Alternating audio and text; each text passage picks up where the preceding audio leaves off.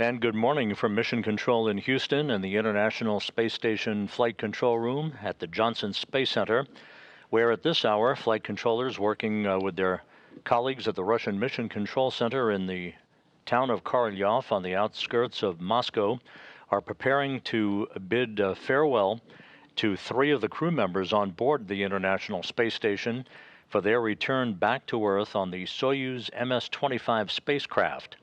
The Soyuz MS-25, which is docked to the Prichal node module, which in turn is linked to the Naoka multipurpose laboratory module on the Earth-facing side of the Russian segment of the International Space Station, is the ticket home tonight for NASA's Tracy Dyson and 2 Russian cosmonauts from Roscosmos, Oleg Kononenko and Nikolai Chub. Kononenko and Chub are completing an ISS record 374 days in space since they were launched over a year ago in September of 2023. Tracy Dyson is wrapping up a mission of 184 days in duration, 182 days aboard the International Space Station.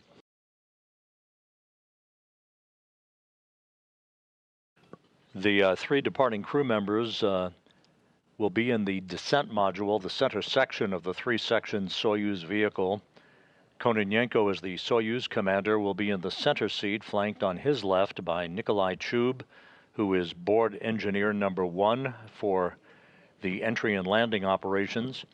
Tracy Dyson will be on Kononenko's right as board engineer number 2.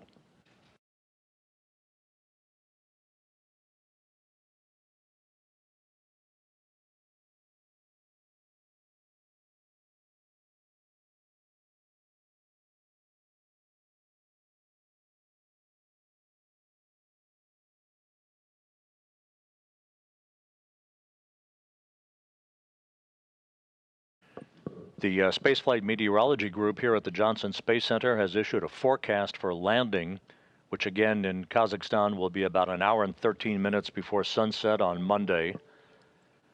The initial forecast calls for scattered clouds at 8,000 feet, 28,000 feet, gusty winds, but temperatures around 73 degrees. So the hatch to the Soyuz now closed at 12:02 a.m. and now the hatch to the Prichal module being closed. So we have hatch closure at 12:02 a.m. Central Time, 1:02 a.m. Eastern Time on Monday morning.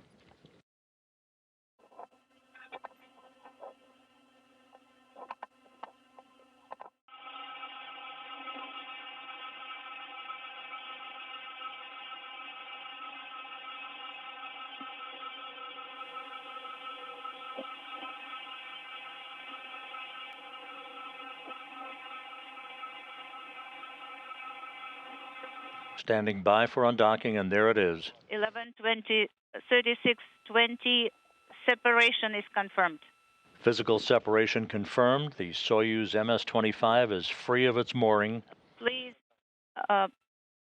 Expedition 71 is in the history books. Expedition 72 officially underway. Copy.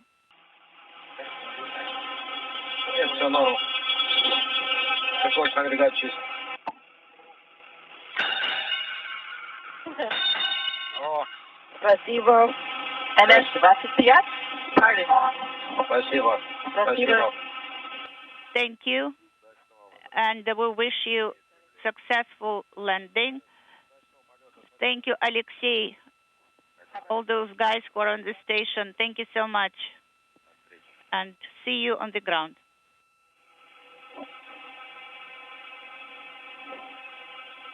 Expedition 72 Commander Sonny Williams ringing the traditional bell on board the station to herald the departure of the Soyuz MS-25.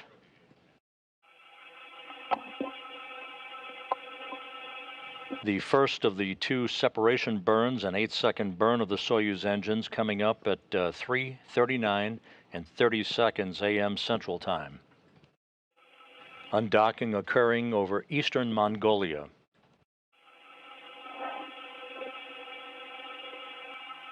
Three minutes after separation and depot thrusters are firing.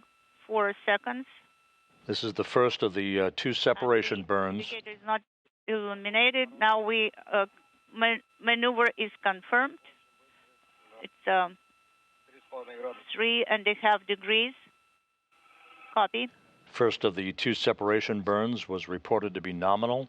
A slight roll in the Soyuz as planned to put it in the correct orientation for the second of the two separation burns coming up in just about a minute. And via Roscosmos television, you can see the Soyuz descending under its main parachute. That white vapor that you see venting is normal.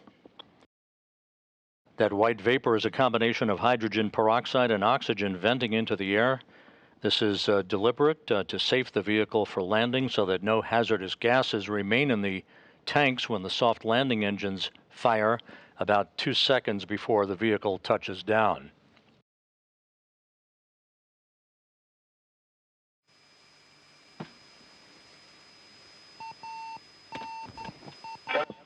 There is the jettisoning of the heat shield right on time. This exposes the altimeter that feeds information into the Soyuz computers about how high up the Soyuz is as it descends under its parachute. Landing scheduled just under 10.5 minutes from now. It also exposed the soft landing engines, which will fire about 2 seconds before touchdown in a final braking maneuver.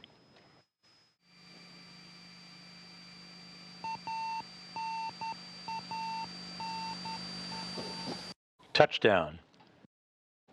Right on the money. A textbook touchdown on the steppe of Kazakhstan at 6:59 a.m. Central Time, 7:59 a.m. Eastern Time, 4:59 p.m.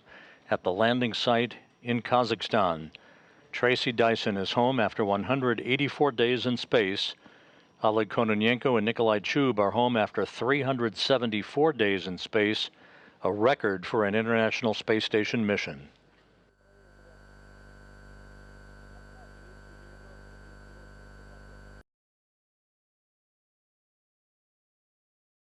Here we can see the first Soyuz crew member coming out the capsule.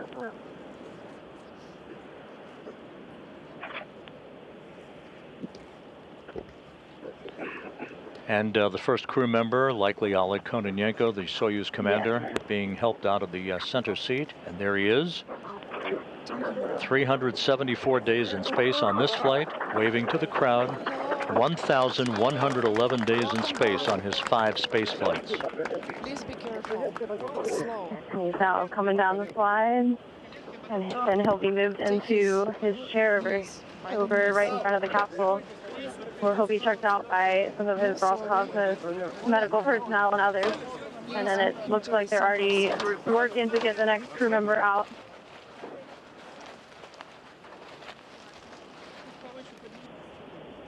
And looks like our next crew member is coming out.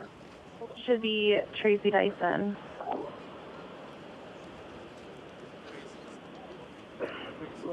Here comes Tracy.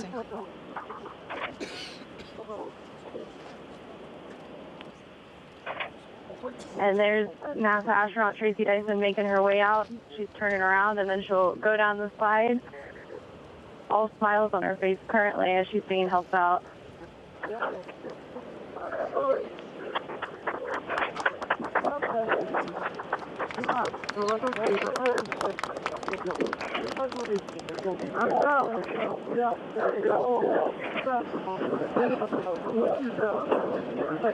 And now Tracy Dyson is being helped over to her chair. Well, she'll get those initial medical checks before they move into the orange medical tent about 50 yards away from here.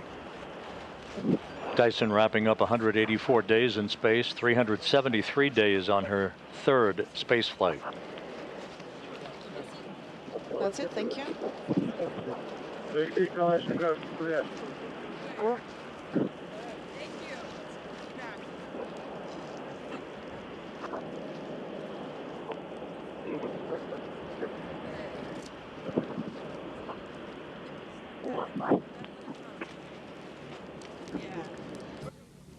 And there's Nikolai Chub, wrapping up the first flight in his career, a record-setting 374 days aboard the International Space Station, the longest flight along with Kononenko for a single flight on the orbital outpost. 1 year ago, Sergei Prokopyev, Dmitry Petelin, and NASA's Frank Rubio wrapped up 371 days in space. Kononenko and Chub eclipsed that mark last Friday.